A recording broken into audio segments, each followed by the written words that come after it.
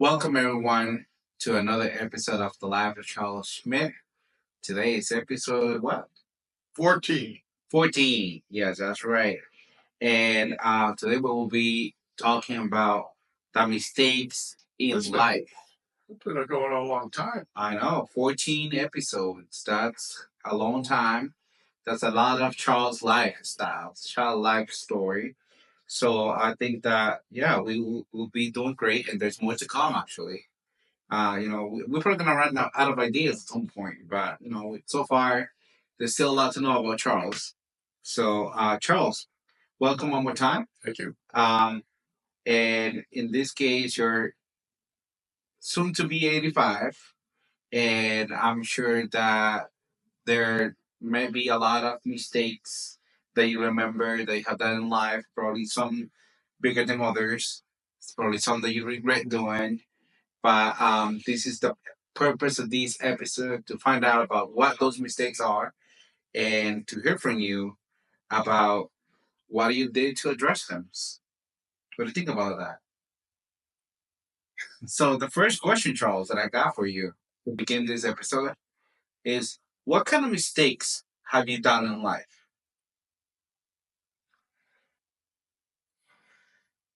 What kind? I've done probably every kind of mistake you can think of. And an awful lot of them I'm not proud of. And mistakes are mistakes. And I'd just say I make fewer mistakes now than I've made all the rest of my life.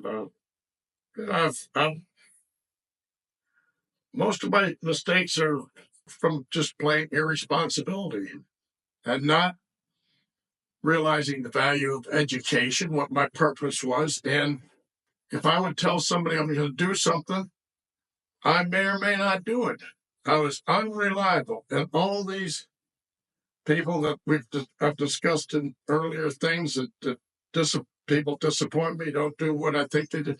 I did all that stuff. So, yeah, I'm fully aware of that. And if this information, I admit all my mistakes, but I only, I just hope that other people will make fewer mistakes. I understand that, and that's great to, I think you touched a point where you said, I've done pretty much every mistake. But out of all the mistakes that you have done, which one do you think hurt you the most? I think, well, drinking was always a big problem, but I think the major mistakes in life that I've done is getting married. And I waited because I knew I was irresponsible and I liked the freedom. And, I didn't get married the first time till I was over 30. And I married a girl who didn't want to have children. Well, that's just plain stupid. I love children, but I married her anyway. I didn't get along with her for the 3 years we went together before we were married. I was convinced that things would be better if we got married. Well, that's a real dumb mistake. My second wife, the mother of my 2 children, I didn't want to get married. I didn't want any part of getting married. I knew I was a bad husband. I knew. I just didn't want any part of that. But I married her anyway. And I wasn't a good husband. I wasn't a good father, and the marriage didn't work out. So there's simple mistakes. It's interesting to hear that you feel like one of the biggest mistakes was getting married, even though that whenever watches this video and watch, I think it was episode 2 when we talk about love, you were proposed when we were in high school, college. I remember, I forgot the story. And probably that was That tested. might have worked out. That might have worked out, right? Yeah, So that might have so been just it's, fine. it's Yeah. interesting how now you're saying that was one of the worst mistakes. But going back to the topic, Charles, um, do you believe that? So you're saying getting married was one of the biggest mistakes. What price did it came for you at? Well, I paid a terrible price because it's very expensive to get a divorce, especially when you have children like I did in my second marriage. And when all of her friends knew that I was not a good husband, and they were right, she should have got rid of me. Well, she should have never married me, so that was a mistake she made. But and then it was just absolutely humiliating, costly. I lost my self-respect. I lost my will to work.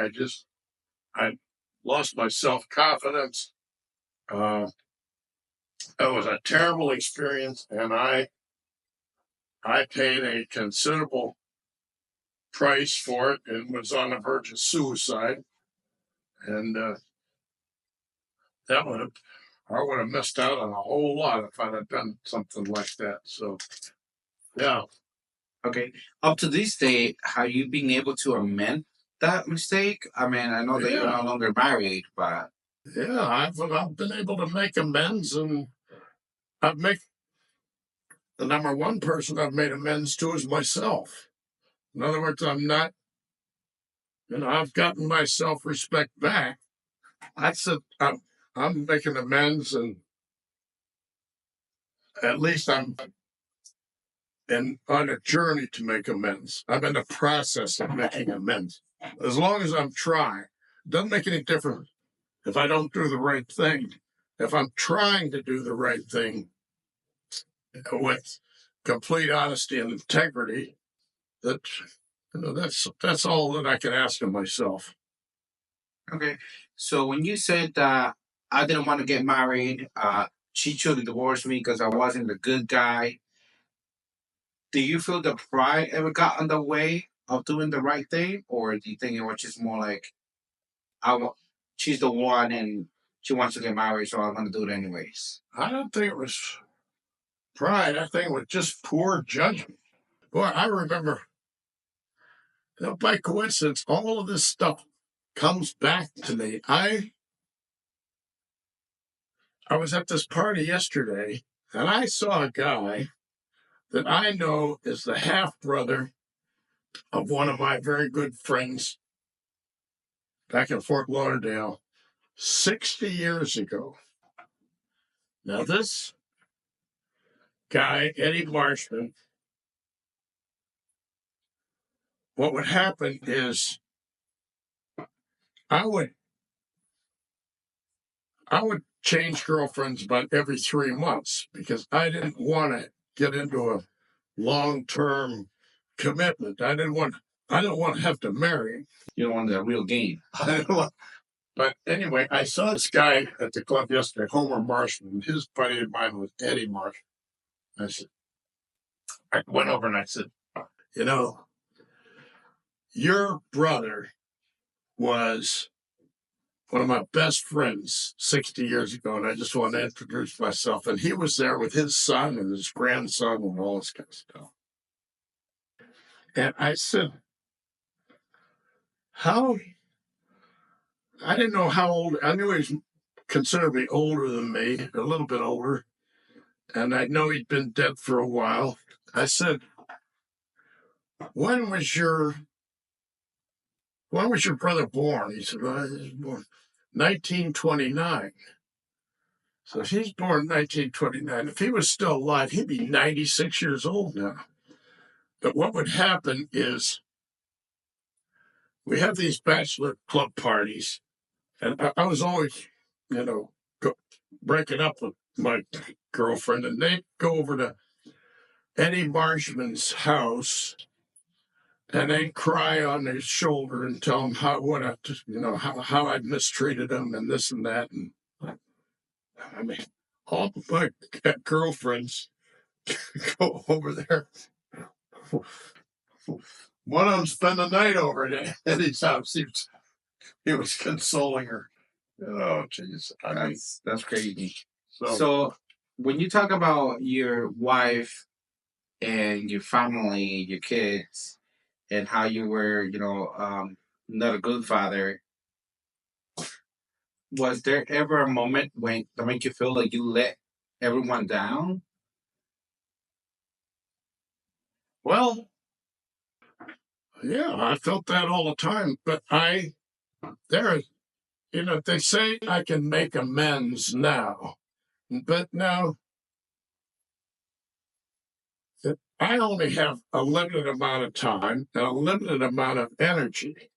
Now I want, rather than spending all my time making amends, I'd rather do something that's, doesn't have anything to do with all the things I did wrong.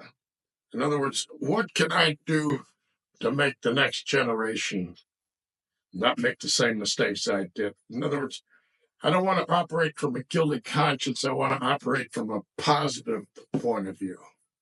Got you. Don't you think you were too hard on yourself after making mistakes, though? Well, I think I deserve to be, I would say, I shouldn't have said that, or I shouldn't have done that, or like, but yeah, I was hard on myself, but Now, looking back, you give us some feedback about how you were as a father, how hard you used to work, how you used to be into the investment business, and how you basically, in a way, you provided to the family. So, do you think that version of you was doing the best they could, or do you think it could have been better? well, things things came so easy for me. In other words, I I knew I was a good salesman. I knew I could convince people to do things. And I just, because it came so easy for me to make money, that I figured, well, that give me more time to goof off and be irresponsible and go play cards and go drinking and go do it. In other words, I didn't apply myself, and I paid the price. Other people went past me, had very successful, happy lives, and now mine was a struggle well, until just a very few years ago. Got you. Tell me a little bit about when or how do you learn about being human from those mistakes? Meaning, when do you feel better about it? Well, I wasn't thinking all the time, or I wasn't thinking very much of the time, because I was an alcoholic and a drunk. And alcohol numbs the pain and just sort of makes the uh, pain go away temporarily, and then it compounds the pain. It's just that's a vicious cycle. It's that's what happened to me. In other words, I didn't get responsible, and then when I did get sober, I was spending all my time at AA, and then I express myself about how me too. So we're all the same thing. It's all. I got you. Yeah. So, interesting enough, you're saying, okay, marrying was one of the mistakes that I did. But then you came along and you married with Gene Taylor. What mistake taught you the most about love in this case? Because you told us the other day in one of the videos about all the dedication that you provided to Gene Taylor. So what mistake taught you the most about love? Well, love requires responsibility. I didn't. I had been screwing up all my life, and I had an opportunity with a woman who loved me. And so I became responsible. I wasn't, I had so much experience with irresponsibility that the best thing that happened to me, I could really disappoint her. And I loved her and I didn't want to disappoint her. And so I was a pretty damn good husband to her. That's good to hear. So, was there ever a mistake that secretly gave you freedom? Yeah. Well, not a mis- I'll tell you, one of the biggest freedoms in life is I had a very wealthy, high-powered customer, Jim Tucker, big condominium builder, big. One time he gave me a check for over $5 million to invest for him. But he was very demanding. And he's always wanting this and that. I want it right now, and you get it, do it, and this, that. One time, I had to work all night getting a report for him. And then the next morning, I go into his office, makes me wait for half an hour, slaps it on top of his desk and said, "Thanks." I spent all night. I said, "Jim, you can take your account and shove it." And he was 50% of my business. So that was a mistake and irresponsible, getting rid of him. However, my business doubled within the next 6 months. So, in other words, if I didn't have the torture of working with him, my business got better. And I get very lucky. Do you think it's important to share your mistakes with younger generations? Yeah, I do. With the hope that they may avoid similar mistakes. Now, not everybody's going to want to watch this, or maybe just a very few people are going to want to watch this. But the information is there, and if they want to watch it, they say, "Well, maybe I can avoid a lot of pain and heartache if I don't do some of the dumb things that guy did." Yep. So you mentioned your family at the beginning of this video. How would you hope your children and grandchildren handle their own mistakes? Well, I'm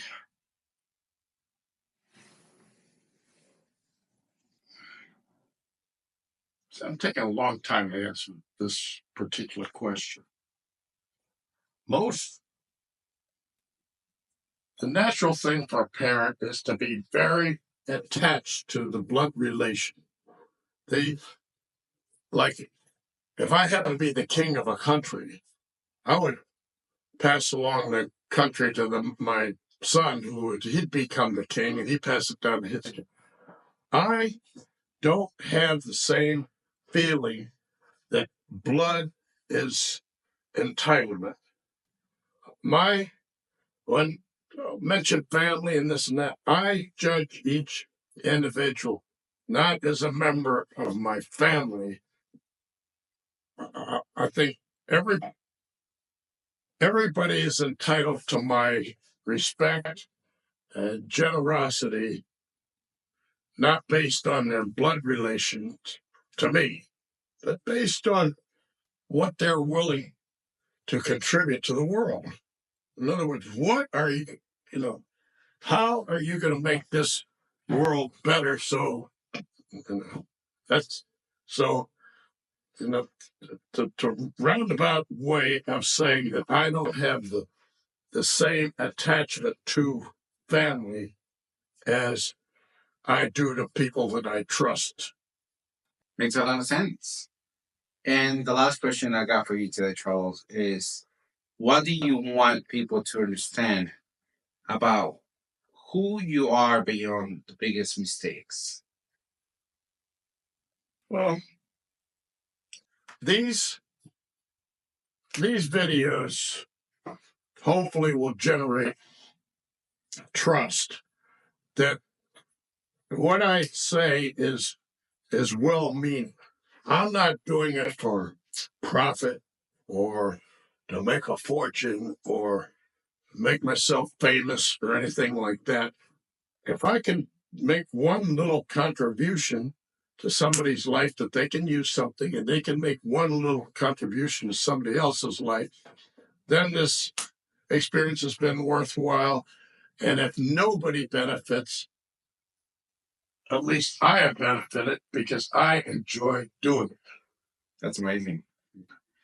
Well, everyone, I believe that one of the biggest takeaways from today is be responsible, be cautious, and be yourself. I think Charles mentioned a very important word, which is love yourself, and don't let pressure make you into taking decisions that you may not want to take, right? And then regret about those decisions afterwards. Correct. Yeah. Charles, thank you again for sharing your amazing experiences and life moments that you have lived. Almost 85. I'm very encouraged by what we do here, and hopefully somebody benefits from it.